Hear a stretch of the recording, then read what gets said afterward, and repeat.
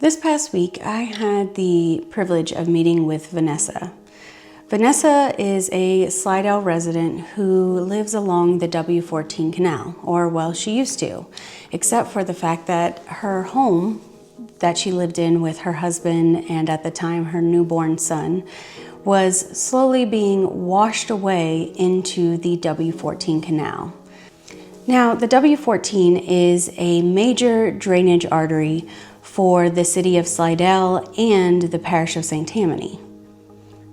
However, Slidell has been riddled with drainage issues for quite some time, and many residents that I have spoken with over the last few days have told me that things have just gotten worse. And so what I'm about to share with you is just a little bit of Vanessa's story, and I'm hoping that it gives you an opportunity to see, the resilience of this family who is really fighting not just for themselves, but for all of those who are being impacted by the drainage and erosion issues that are widespread throughout the Slidell area. But for the most part, if you stay along this side, you're fine. That's the sadder part too, is because we have become the dumping ground over here, where people will come and dump their trash. On the backside even, which is this Slidell Memorial Facility building. I don't know how they do it, but they dump trash in the backyard as well. I mean, we've had mattresses and everything that we've had to be responsible for removing. I mean, I don't want y'all to do it. I'll take the risk, but I can show you where you start sinking. You feel like you're almost like in quicksand with it.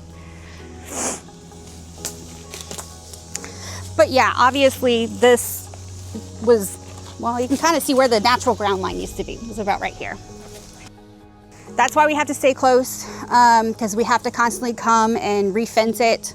So after we video this and stuff, we're gonna come back and do temporary fencing again to try to keep the vagrants out. Mostly it's kids. Kids like to get on, and they're accessing it actually from the canal side too, and they're climbing the trees to play on the roof. Yeah, so that's a big safety danger issue that they're aware of too, because we have called the cops about it. What's been the response? Okay. Not on a regular patrol or anything, not really additional help for it. Not even concerned for the safety of Nope. the children? Nope. Like this ground is very soft. It could Yep. easily give way at any point. Yeah. Nope. No. No. I mean, you're lucky if you get 2 words other than, okay. We're aware. But yeah, we did have squatters that were in there for a while too.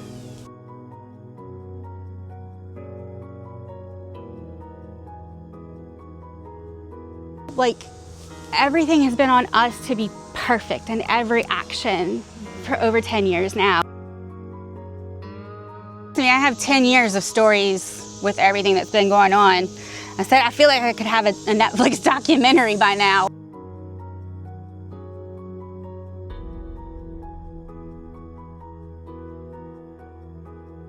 When this all started happening, he was a newborn.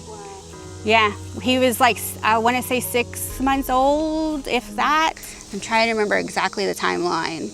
But he was not even a year old before we started noticing like issues. But it didn't make sense.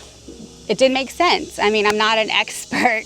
This was not in my wheelhouse to understand what I was looking at. And it wasn't until that February of 2016 when I actually got a job offer in Baton Rouge, and we were gonna put the house up for sale to move. So we started doing yard cleanup on the side from all, the winter leaves falling. And when I started to rake in this gravel walkway that we had, there was a 2-inch gap where the soil had separated from the house, and it was like 4 inches deep. And I was like, called Jason and I was like, you need to come see this. I don't know what this is. I've never seen this before. And then we both were like, I don't know, but the fence gate separated by another 6 inches for the board.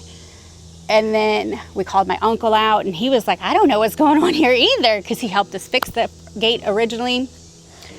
And then it rained again, and then it separated again. And then we started to see just little hairline cracks in the yard Like there would be some in here, and then there would be some in the backyard, like the whole length though. It was just little hairline, like 6 to 8 inch cracks.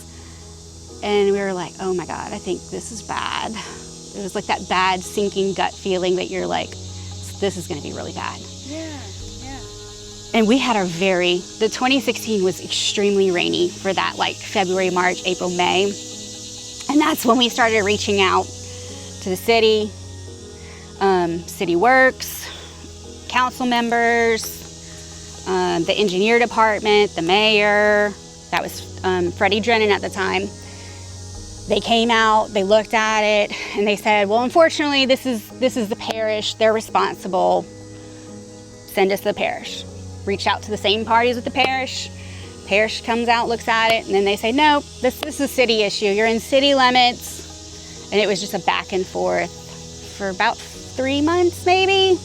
I mean, and then we had a friend that was an attorney who was like, we'll help you, we'll talk, we'll kind of see what we can help you with. And he was like, go ahead, reach out to an engineer, let's get an assessment done just to see what this is and what's going on so we can go from there. So of course, J.V. Burks is the biggest engineering firm in town.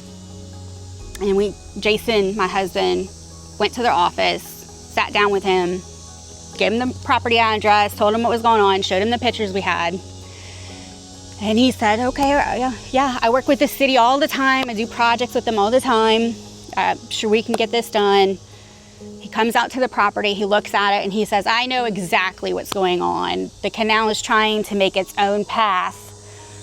And if this doesn't get fixed, eventually it's gonna push all of this into the canal and make a dam. And then everything north is gonna flood. And he said, I'll get with the city and we'll discuss it and get a plan. But he also was stressing, like, please don't get a lawyer involved because then it's gonna stop all action. Interesting. Correct. That's very... We go back and forth. We start emailing, like Blaine Clancy, city engineer, like, hey, Sean Burke said this. What year was 2016. So this, I have to look back at the emails, but I want to say it was like around April. Yeah. Okay. Around, I think he came out in March, and then when we started, like, come on, we're getting, like, they're starting to do the ghosting pattern where they don't get back to you. Yeah. So then our attorney was like, well, we have to save your timeline of prescription. We have to file a lawsuit. So we did. Yeah, because they really just ghosted us. They would not answer him. They would not answer us back. And then, like I said, every time, and then you started to see a shelf line, like that, in a span of less than 6 months, a whole shelf line it was like steps that was happening on the side yard. And you could start to see the trees starting to lead, and I was like, we were like, well, what kind of time frame do we have? Because I don't know what to expect on this. Right. And that was, unfortunately, nobody could give us any really ballpark for it.